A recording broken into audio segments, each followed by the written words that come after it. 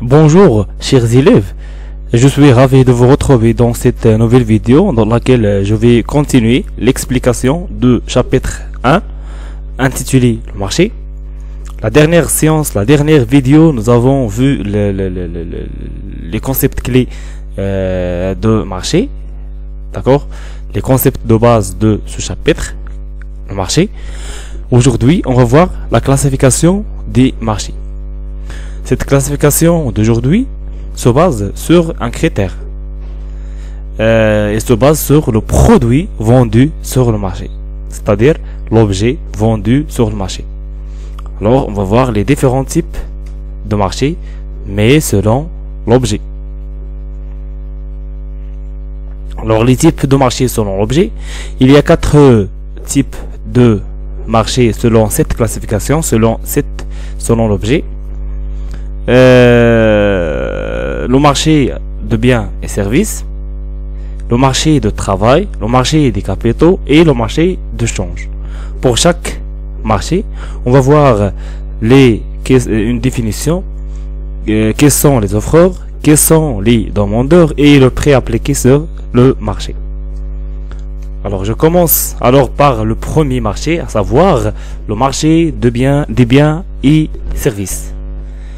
Comme définition, le marché de biens et services, c'est le marché des biens de consommation intermédiaire au final et le marché des biens de production. Exemple, le marché de l'automobile, des vêtements, de l'immobilier. Alors, qu'est-ce qu'on entend par la consommation intermédiaire? La consommation intermédiaire, il s'agit donc de l'usage des biens et des services pour produire d'autres biens et d'autres services. Par exemple, les matières premières et les matières consommables. Et qu'est-ce qu'on entend par la consommation finale? Il s'agit ici de l'usage des biens ou des services qui n'engendrent pas d'autres biens et d'autres services. Il s'agit donc des biens et services qui satisfont directement le besoin. La consommation finale, c'est le fait des ménages et accessoirement de l'État. En consommation intermédiaire, c'est le fait des entreprises. Les offreurs sur le marché des biens et services, ce sont les entreprises. Et pour les demandeurs, ce sont les ménages, l'État ou les entreprises. Alors, les ménages peuvent être consommateurs, demandeurs de biens et services. Même chose par l'État et la même chose par les entreprises. Les prix sur le marché des biens et services et le prix peut être fixé par la loi de l'offre et la demande, comme nous avons vu dans la séance précédente. Alors, la confrontation entre l'offre et la demande détermine le prix de marché, le prix d'équilibre et la quantité de marché. Alors, elle peut être fixée par la loi de l'offre et la demande, par l'autorité, s'il y a, dans le cas d'un monopole, une entreprise qui exerce seulement son activité sur le marché, donc peut déterminer le prix par son autorité ou par l'entente entre les entreprises, c'est-à-dire par l'accord entre les entreprises s'il y a quelques entreprises qui exercent ces activités ou leur activité sur le marché des biens et services. Comme il peut être subventionné, c'est-à-dire fixé par l'État. Donc l'État, peut intervenir pour donner des subventions et fixer et stabiliser les prix. Je passe directement au marché de travail. Le marché de travail est défini comme un lieu fictif de rencontre entre l'offreur de travail, c'est-à-dire les demandeurs d'emploi. D'accord? C'est-à-dire les demandes ou la demande d'emploi. Et les demandes de travail des employeurs, c'est-à-dire l'offre d'emploi. Alors, qui offre le travail, ce sont les ménages. Donc, les ménages, ce sont des offreurs des emplois. Ou, on peut dire, ce sont des offreurs de travail, plutôt. Ou ce sont des demandeurs d'emploi. Donc les ménages, ce sont des offreurs de travail et des demandeurs d'emploi. Et qui demandent le travail, ce sont l'État ou l'entreprise. Les prix sur le marché, appliqué sur le marché de biens de travail, c'est une rémunération, on l'appelle salaire ou traitement. D'accord? Je passe directement au marché des capitaux. C'est un lieu de rencontre entre l'offre et la demande des capitaux à court et moyen terme. Le marché monétaire, dans le cas du marché monétaire, et de capitaux à long terme dans le cas du marché financier. Alors, il y a des expressions de court et moyen et long terme. Donc, c'est ce qui engendre alors une autre classification de marché des capitaux. Alors, on va faire une division de marché des capitaux. Il y a donc le marché monétaire et le marché financier. Le marché monétaire, c'est un marché qui est à court et moyen terme. Et pour le marché financier, c'est le marché de long terme. Je commence par le marché monétaire. La longue période, c'est-à-dire la longue période, c'est-à-dire de 7 ans à 15 ans. D'accord?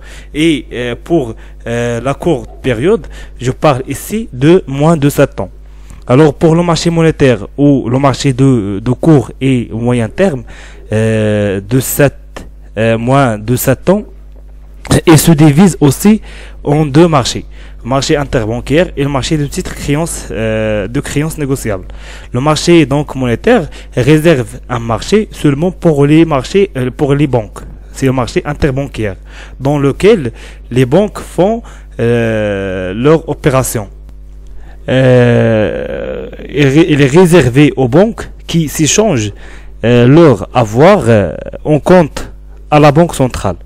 Donc, quels sont les opérateurs ici sur le marché interbancaire? Ce sont les banques, que ce soit les banques commerciaux et la banque centrale, ou Banque El Maghreb dans le cas du Maroc. Alors, les offreurs sont les banques excédentaires, c'est-à-dire les banques ayant un excédent, un plus de capitaux, et les demandeurs sont les banques déficitaires, c'est-à-dire les banques ayant un déficit au niveau de fonds préétablis. Le prix ici appliqué sur le marché le marché interbancaire, c'est le taux d'intérêt. C'est le taux d'intérêt. La contrepartie qui est appliquée sur ce marché, c'est le taux d'intérêt. Alors lorsqu'une banque commerciale par exemple a besoin de fonds, a besoin de capitaux, d'accord, pour faire ses opérations, elle peut demander la banque centrale et la contrepartie d'un taux d'intérêt. Il y a aussi le marché de titres créances négociables. Il s'agit d'un marché réservé à la vente et l'achat des titres de créances négociables. Alors, ce sont les offreurs ici, ce sont les émetteurs des titres. Alors, les émetteurs, ils peuvent être les entreprises dans le cas de l'émission des billets de trésorerie. Donc, les banques émettent les billets de trésorerie. Les certificats de dépôt, par exemple, émis par les banques. Donc les banques font l'émission des certificats de dépôt. Les bons de trésor émis par l'État, etc. Donc les offreurs de ces titres, ils sont soit les banques, soit l'État, soit les entreprises. Alors, ce sont les agents économiques qui émettent qui font l'émission des titres. Et les demandeurs sont les épargnants, c'est-à-dire les agents économiques ayant un épargne et qui font l'achat de ces titres. Donc, l'acquisition ou l'achat de ces titres se fait en contrepartie d'un taux d'intérêt ou un taux d'escompte. Le marché financier, c'est-à-dire donc le marché de long terme, réservé aux opérations de long terme, se compose de deux marchés, le marché primaire et le marché secondaire. Le marché primaire, comme définition, c'est le marché qui porte sur la première maison-vente des titres. D'accord? Par contre, le marché secondaire, c'est un marché qu'on peut négocier des titres déjà émis sur le marché primaire. Donc, dans le marché primaire, la vente des titres se fait à la première fois, et dans le marché secondaire, les actions ou les actions et les titres ou les obligations qui sont vendues sur le marché primaire sont négociés et se vendent et s'achètent à la deuxième et la troisième et la énième fois. Les offreurs sur le marché primaire, ce sont les émetteurs de marché sur le marché primaire. Ce sont les émetteurs, ce sont les agents qui émettent ces actions. Par exemple, une entreprise qui émet une action ou une obligation sur le marché. Donc, c'est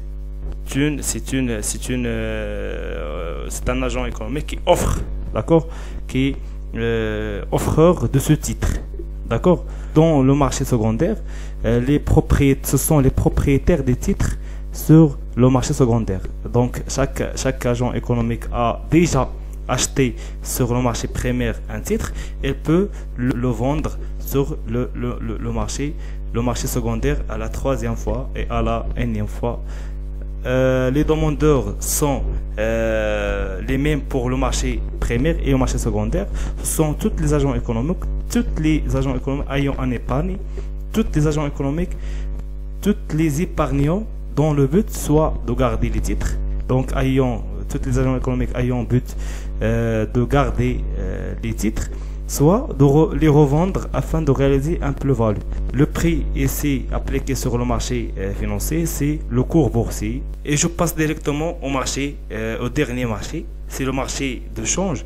C'est le lieu de rencontre abstrait de l'offre et la demande de monnaie étrangère convertible, c'est-à-dire la devise.